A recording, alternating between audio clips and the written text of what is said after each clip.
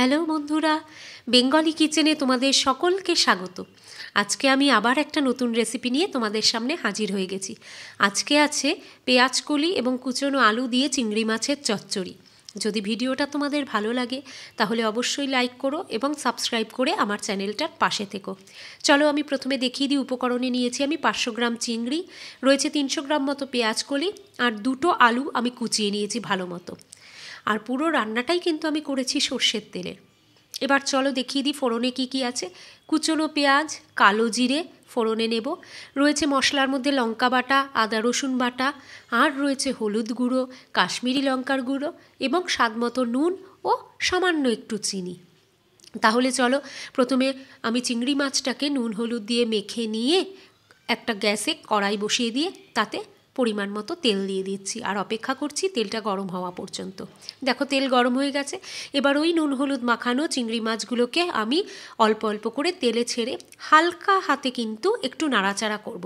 চিংড়ি মাছ কিন্তু খুব বেশি ভাজলে শক্ত এবং স্টিফ হয়ে যায়, তাই হালকাভাবে আমি এটা একটু নাড়াচাড়া করে নেব, খুব বেশি ভাজবো না চিংড়ি মাছগুলো। দেখো আমার চিংড়ি মাছগুলো হালকাভাবে ভাজা হয়ে গেছে।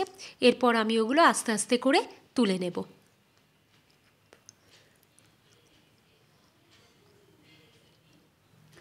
এরপর ওই তেলেই আমি ওই 300 গ্রাম মতো যে পেঁয়াজকলি নিয়েছিলাম, কাটা কুচনো পেঁয়াজকলি, সেই পেঁয়াজকলিটা আমি আস্তে আস্তে করে ছেড়ে দিলাম।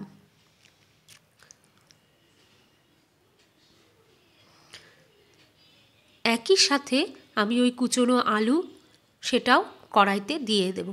দিয়ে এই পেঁয়াজকলি এবং আলু একটু ভাজা ভাজা হওয়ার জন্য আমি সময় দেব। পেঁয়াজকলি খুবই নরম, খুব তাড়াতাড়ি আগুনে দিলেই কিন্তু ওটা নরম হয়ে যায়, কিন্তু আলুগুলো সেদ্ধ হতে একটু সময় লাগে, তাই আমাকে একটুখানি টাইম কম আঁচে রেখে ভাজা ভাজা করে নিতে হবে।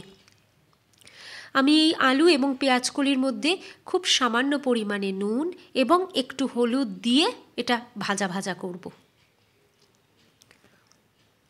দেখো হলুদ দিয়ে দিচ্ছি আমি। এবার এটাকে একটু পুরো ভালো মতো করে এই নুন হলুদ এই পেঁয়াজকলি আলুর সাথে আমি মিশিয়ে নিচ্ছি।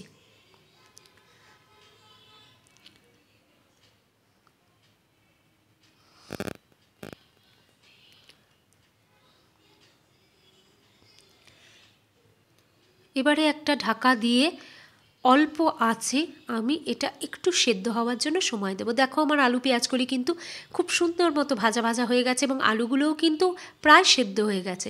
এবার আমি একটা পাত্রে এই আলু পেঁয়াজকলি ভাজাটা তুলে নেব।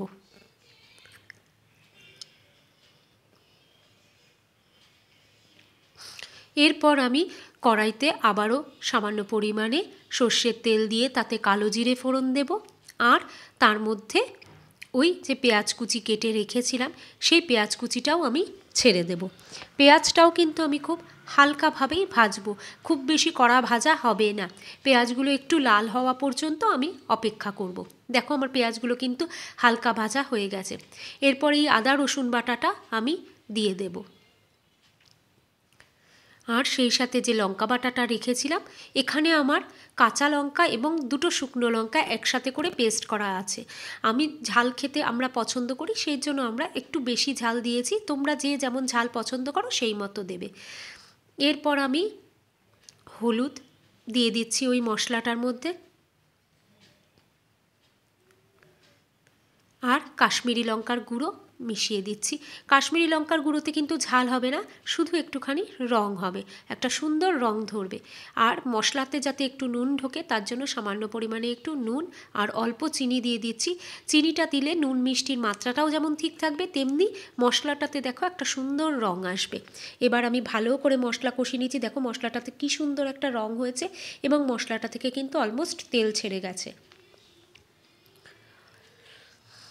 এরপর আমি এই মশলাটাতে একটু সামান্য পরিমাণে জল দিয়ে একটু ফুটতে টাইম দেব। তারপর এর মধ্যে আমি ওই যে চিংড়ি মাছগুলো ভেজে রেখেছিলাম সেই চিংড়ি মাছগুলো দিয়ে একটু ভালো করে নেড়ে চেড়ে নেব। এরপর ওই পেঁয়াজকলি আলু ভাজাটাও আমি ওই মশলা এবং চিংড়ি মাছের সাথে একসাথে দিয়ে ভালো মতো মশলাটা দিয়ে পুরো মিশ্রণটাকে কষিয়ে নেব।